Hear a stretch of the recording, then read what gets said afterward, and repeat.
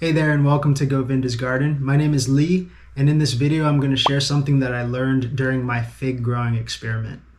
A couple months ago I took some cuttings from a fig tree and put it in some soil in an attempt for it to grow roots into that soil and create a new fig tree.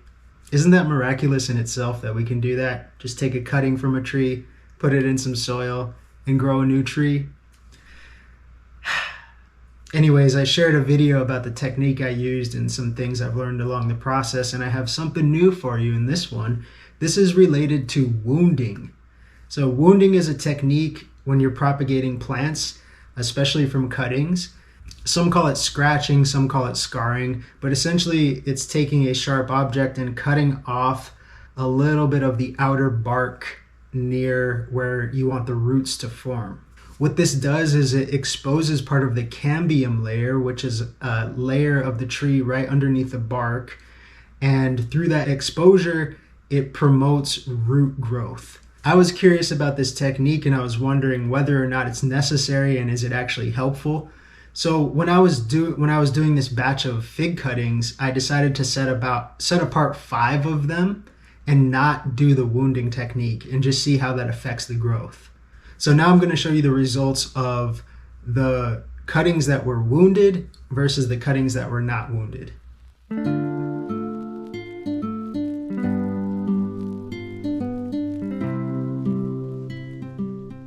The results were quite clear. So I had 5 cuttings that I did not wound. 4 out of 5 of those have still not shown any signs of root growth. And it's been almost 2 months. One of them that was unwounded has grown roots relatively quickly and has now been even up potted to a bigger container and is doing great. It has strong leaves, and I assume the healthy root development is still going on. But the other 4 aren't even showing any roots. This little experiment just showed very clear evidence that when you wound the cuttings, it actually gives them a better chance of successfully rooting.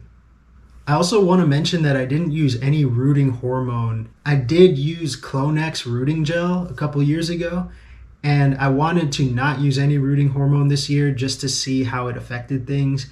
And honestly, I've had more success without the hormones than with the hormones. So moving forward, not going to be using hormones, definitely going to be wounding.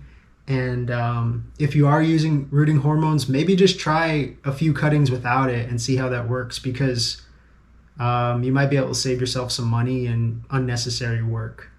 All right, thanks for tuning in, and I hope you found the video helpful. I wish you the best of luck in your gardening and your plant propagation projects. Keep on growing, keep spreading those trees, and I'll see you next time.